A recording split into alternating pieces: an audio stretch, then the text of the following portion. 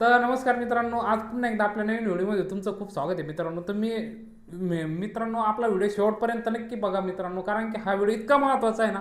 म्हणजे ज्यावेळेस आपण घराचं काम आणि जो नियोजन करत असतो त्याच्यावरती हा व्हिडिओ आहे.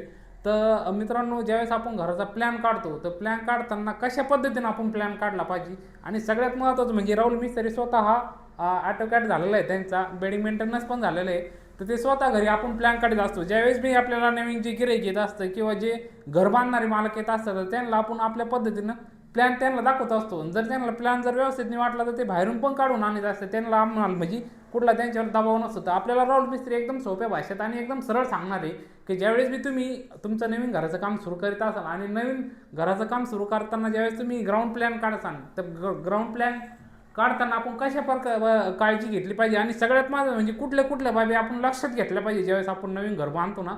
तर राहुल मिस्त्री आपल्यासोबत राहुल मिस्त्री एकदम सोप्या भाषेत सांगणार. ज्यावेळेस तुम्ही घराचा प्लॅन काढशाल तर ह्या बाबी जर तुम्ही लक्षात घेतल्या ना तर भविष्यात तुमच्या घरामध्ये तुम्ही ज्यावेळेस राहशाल, ज्यावेळेस तुम्ही पूर्ण तुमचं आयुष्य घालशाल तर कुठलीच प्रॉब्लेम येणार नाही. मग तो वास्तुशास्त्राविषयी असो किंवा घराविषयी असो. तर राहुल मिस्त्री एकदम सोप्या पद्धतीने सांगणार आहे का प्लॅन काढताना कुठल्या बाबी लक्षात घेतल्या पाहिजे. राहुल मिस्त्री नमस्कार. नमस्कार. तर राहुल मिस्त्री जेवढे आपले नवीन मित्र असतील, घर बांधणारे असतील किंवा ज्यांनी बांधलं पण असेल, तर त्यांच्यासाठी तुम्ही ज्यावेळेस घरचा प्लॅन काढत्या तर प्लॅन काढताना तुम्ही म्हणजे एकदम सोप्या पद्धतीने सांगा की तुम्ही कुठली गोष्ट आवर्जून लक्षात घेत राहत्या.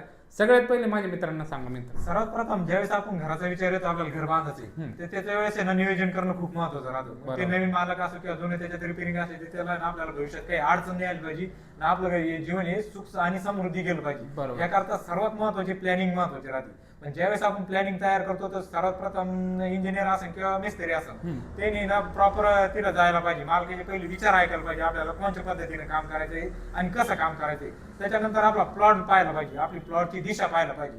त्या दिशानुसार आपल्याला वास्तुशास्त्रामध्ये त्याची प्लॅनिंग करणं खूप गरजेचं आहे. आणि त्याचबरोबर आपल्या जे समजा आपल्या नवीन मालकी त्यांना कशी गरज आहे ते दोन्हीचं नियोजन करून आपण प्लॅनिंग तयार केली पाहिजे. आज आपण नवीन काम चालू करीत आहे त्या हिशोबाने आपण त्या मालकाला असे 2-3 प्लॅन दिले ग्राउंड प्लॅनिंग. त्यानंतर त्यांनी हा प्लॅन आपल्याला चॉईस केला. एक मिनिट येऊन पाहू शकता तुम्ही. आता डबल फ्लोअरचा प्लॅन आहे, ग्राउंड फ्लोअर आणि हा फर्स्ट फ्लोअर. त्यांना याच्या पहिले बी आपण दुसरे प्लॅन दिले पण ते म्हणे चांगलं आहे, आम्हाला याच्यात आमचं दैनंदिन जीवन व्यवस्थित जाऊ शकतं आणि 100% हा वास्तुशास्त्रात आहे. आपण त्यांची दिशा पाहिली आणि सर्वात महत्वाचं तिकडे जाऊन इंजिनियर असो किंवा मिस्त्री असो त्या प्लॉटवर जाऊन आणि त्यांची काय समस्या ते ऐकून घेणं खूप महत्वाचं असतं.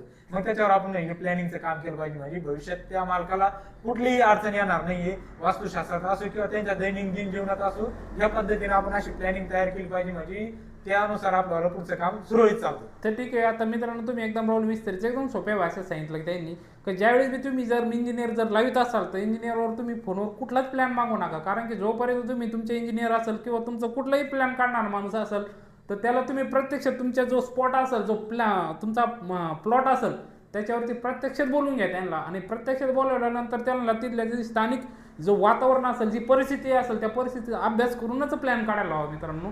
तर बऱ्याचशा वेळेस काय होतं माहिती आहे का, आता राहुल मिस्त्री पण सांगत असतात की फोनवर तुम्ही फोनवर ज्यावेळेस सांगितलं तर त्यांना त्यावेळेस त्या प्लॉटचा किंवा इतर ते फक्त दिशा टाकून देतात. बरोबर. ते जागेवर काय समस्या येते त्यांना माहित राहत नाही किंवा मग आपलं हितगुज होत नाही मालकाचं आणि इंजिनियर साहेबांचं का बाबा मालकाला काय गरज आहे आपल्याला या भविष्यात आणि त्या कोणत्या अडचणी येणार हे थोडस 1 घंटाभरात तुमची चर्चा झाली पाहिजे. मिस्त्री असो किंवा मग इंजिनियर असो त्यानुसार ते प्लॅनिंग झाली पाहिजे. कारण नुसतं फोनवर सांगायचं हितगुज होत नाही, आपल्याला कोणत्या पद्धतीत लागायचं ते माहित नाही. मग आपल्या लॅपटॉप मध्ये बरेचसे प्लॅनिंग राहते, एखादा टाकून द्यायचं त्याच्यावर काम चालू करायचंय. मग भविष्यात अडचण येऊ शकते आपल्याला. म्हणजे आपल्याला दैनंदिन जी सुविधा आहे ती होऊ शकत नाही किंवा दैनंदिन जे वास्तुशास्त्रात राहतं त्या पद्धतीने बसू शकत नाही. म्हणजे ह्या बऱ्याचशा अडचणी असतात.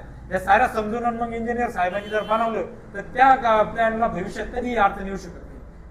तर ठीक आहे मित्रांनो, ज्या पद्धतीने राहुल मिस्त्रीने सांगितलं की तुम्ही फक्त स्पॉटवरती जा आणि स्थानिक परिस्थितीचा अंदाज घ्या आणि जे जिथं राहणारी मंडळी असतील त्यांची जी सोय बसणार आहे त्या सोयीची व्यवस्थित तुम्ही जर तुमच्या प्लॅनमध्ये जर व्यवस्थित जर मांडणी जर केली ना, तो जो तुम्ही जो घर बांधणार आहे, जो बंगला बांधणार आहे तो त्यांना भविष्यामध्ये एकदम ऍक्टिव्ह आणि त्यांना जो दैनंदिन आणि समृद्धी लागून या हिशोबाने तो प्लॅन बनू शकतो. ठीक आहे. तर मित्रांनो अशा पद्धतीने तुम्ही जर तुमचं नवीन घराचं काम करत असाल तर सुरुवातीपासूनच जर तुम्ही जर नियोजन केलं, प्लॅन काढला आणि सगळे व्यवस्थित जर करीत चालले तर भविष्यामध्ये तुम्हाला कुठलीच अडचण येणार नाही मित्रांनो. व्हिडिओ कसा वाटला ते पण नक्की सांगायचं आहे.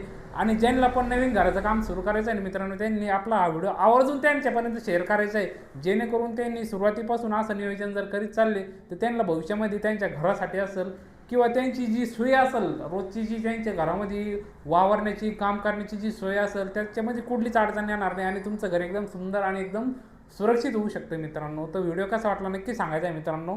कमेंट करायला विसरू नका मित्रांनो आणि सगळ्यात महत्त्वाचं म्हणजे फॉलो करायला विसरू नका मित्रांनो. धन्यवाद मित्रांनो.